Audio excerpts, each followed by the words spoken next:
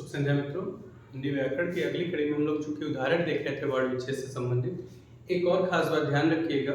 जब हिंदी शब्दकोश के अनुसार शब्दों को सजाना होता है, एक क्रम में लगाना होता है, कौन सा पहले क्रम में आएगा, कौन सा दूसरे नंबर पे आएगा, तो इन सारे प्रश्नों के जवाब देने के लिए हमको वर्ण विच्छेद अगर आ रहा है तो हम बहुत ही आसानी से उन शब्दों को एक सही क्रम में अरेंज कर सकते हैं। तो शब्दकोश के लिए भी इस पाठ को सीखना अत्यंत आवश्यक है। पहले शब्दकोश से प्रश्न नहीं पूछे जाते, लेकिन अब कहीं ना कहीं हर एग्जाम में 1 से 2 3 क्वेश्चन पूछ लिए जाते हैं। तो हिंदी शब्दकोश आपके लिए आसान तभी होगा जब आपको वर्ण विच्छेद आएगा। आइए और थोड़ा सा आगे और शब्दों को कर किया जाए, इस तरीके से इनका वर्ण विच्छेद हम करेंगे। तो पहला शब्द है हमारा गांव। गांव के लिए ध्यान दीजिए, ग हलंत प्लस आ। अब आप यहाँ बिंदी नहीं बल्कि कौन सा बिंदी है, चंद्र बिंदी है, प्लस व हलंत प्लस अ।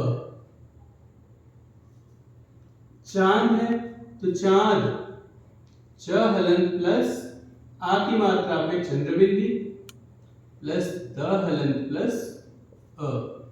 आपको पता है अंग और चंद्र बिंदी और अह कहीं न कहीं स्वरों के साथ में आते हैं। जिन स्वर के साथ इस्तेमाल किए जाए इसीलिए हम इनको अयोगवाह कहते हैं। अ पे बिंदी, आ पे बिंदी, ई पे बिंदी, जैसे इंगित में ई पे बिंदी आता है, ठीक है। तो इस तरीके से हम ध्यान देंगे। अंश में अ पे बिंदी आता है। तो चांद ये हो गया। श्रद्धा, श्रद्धा में एक छोटी सी बात, पहले तो मैं शब्द है श्रव, शब्द में पहला वर्ड है श्रव, और श्रव मिलके बनता कैसे है, स हलंत प्लस र हलंत प्लस अ। ये हमारा छत्रज्ञ श्रव, जब आगे इस्तेमाल करते हैं व्यंजन में, ये तो श्रव हो गया। प्लस धा, श्रद्धा। तो लोगों को लगता है देख के कि द बड़ा सा है तो द पूर्ण होगा, बट एक्चुअल में ऐसा नहीं है। द हलंत प्लस, अब देखिए नीचे लगा कौन है द के साथ, ध, तो बारी है ध की, तो ध हलंत प्लस, इसको पूर्ण करने के लिए स्वर चाहिए। स्वर कौन सा है, आ की मात्रा, हो जाएगा आ, यानी श्रद्धा। तो एक्चुअल में अगर कहें स्वरहीन व्यंजन कौन सा है तो द हलंत हमारा है। फिर अगला शब्द है हमारा वंश। वंश के लिए ध्यान दीजिए, व हलंत प्लस अ पे बिंदी। क्यों अ पे बिंदी भाई, पंचमाक्षर क्यों नहीं, क्योंकि अगला जो श तालव्य श है, तो ऐसे कंडीशन में हम क्या करते हैं, केवल स्पर्श व्यंजन यानी पंचम वर्ग के पंचम अक्षर की बात करते हैं। उसके अतिरिक्त और कोई व्यंजन आया है तो हम अंग के रूप में इस्तेमाल करते हैं। तो वन स हलंत प्लस अ। ब्राह्मण, ब्राह्मण नहीं हो तो ब्राह्मण होता है, हम लोग ब्राह्मण कहते हैं। हम लोग ब्राह्मण लिख भी देते हैं, लेकिन एक्चुअल में हमको क्या लिखना चाहिए, ब्राह्मण। ब्रह्म का ज्ञान होता है, न कि ब्रह्म का ज्ञान होता है।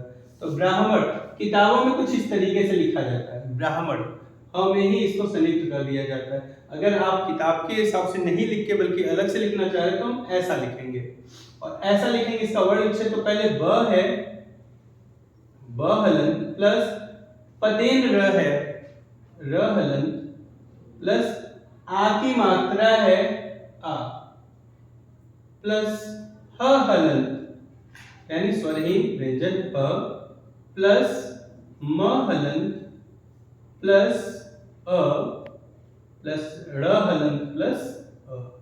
ये हो गया हमारा ब्राह्मण का संधि विच्छेद। नृत्य में देखिए, न हलंत प्लस री से ऋषि, क्यों, क्योंकि नीचे देखिए किसी का मात्रा लगा है, प्लस प हलंत प्लस अ। सृष्टि में ध्यान दीजिए, स हलंत प्लस री, क्यों, क्योंकि री की मात्रा है। सृष्टि पढ़ते हैं जब, तो यहाँ पे षटकोण वाला स आ रहा, कैसा आ रहा, आधा, यानी स्वरहीन व्यंजन के रूप में। फिर ट हलंत, अब इस सृष्टि को पूर्ण करने के लिए छोटी ई आ रही, तो क्या लिखेंगे भाई, प्लस छोटा ई। ये हो गया हमारा सृष्टि। महापुरुष के केस में पहले वर्ण है म, तो म हलंत प्लस अ, प्लस ह हलंत प्लस आ, प्लस प हलंत प्लस छोटा उ, प्लस र हलंत प्लस छोटा उ। देखिए यहाँ पे हुंडी यानी गोली नहीं है, छोटा उ है, प्लस षटकोण वाला स यानी स हलंत प्लस अ। ये हो गया महापुरुष का। ऐसे संचय देखना है तो अंग की मात्रा हम किसके अनुसार, अगले वर्ण के अनुसार। अगला वर्ण किस वर्ग का है, च वर्ग का है, तो संचय के लिए लिखेंगे स हलंत प्लस अ प्लस पंचमा अक्षर लाएंगे च के वर्ग के हिसाब से यानी य हलंत प्लस च हलंत प्लस अ प्लस य हलंत प्लस अ। ये हो गया हमारा संचय का वर्ण विच्छेद। अब घमंड है तो घ हलंत प्लस अ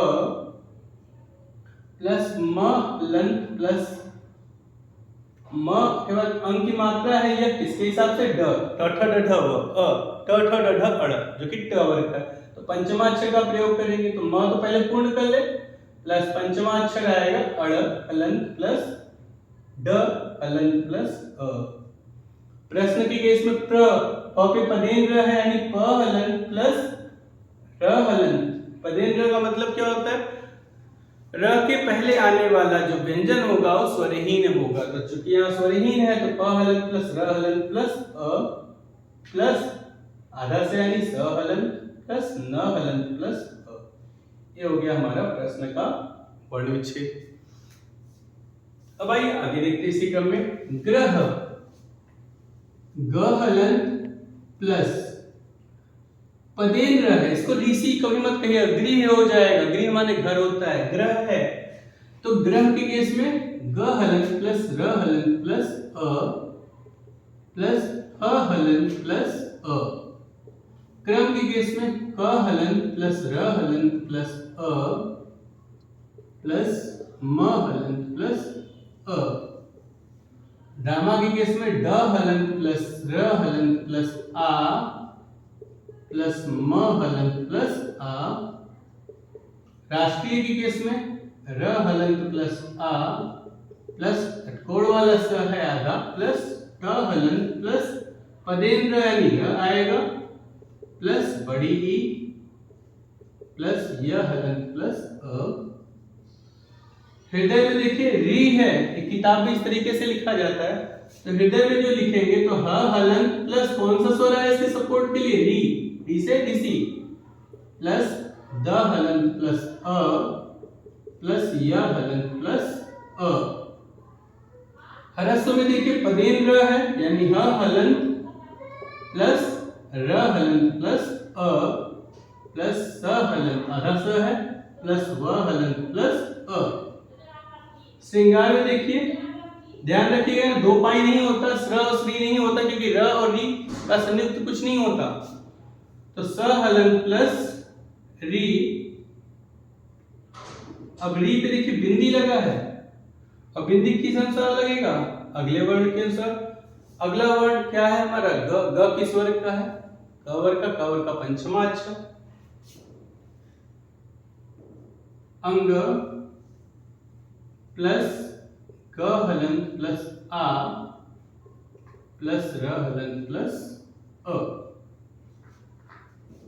अंकित अ प्लस अंग अंक की जो मात्रा है क के अनुसार बदलेगा क के अनुसार आएगा अंग हलंत प्लस क हलंत प्लस छोटी ई प्लस त हलंत प्लस अ। अर्पण अ प्लस र हलंत र अगले अक्षर गुणंत का रह गया कब हो जाता है जब आगे स्वरहीन व्यंजन हो या स्वर हो। अर्पण अब अर्पण के लिए र आया प्लस प हलंत प्लस अ प्लस र हलंत प्लस अ। आपूर्ति आ प्लस प हलंत प्लस बड़ा ऊ प्लस र हलंत प्लस त हलंत प्लस छोटी। उत्तर के केस में देखिए उ प्लस त हलंत प्लस त हलंत प्लस इस त को पूर्ण करने के लिए अ आया प्लस र हलंत प्लस अ। क्रमिक क हलंत प्लस र हलंत प्लस अ प्लस म हलंत प्लस छोटी ई प्लस क हलंत प्लस अ। इस तरीके से हम देख सकते हैं वर्ण विच्छेद कैसे शब्दों का करना है।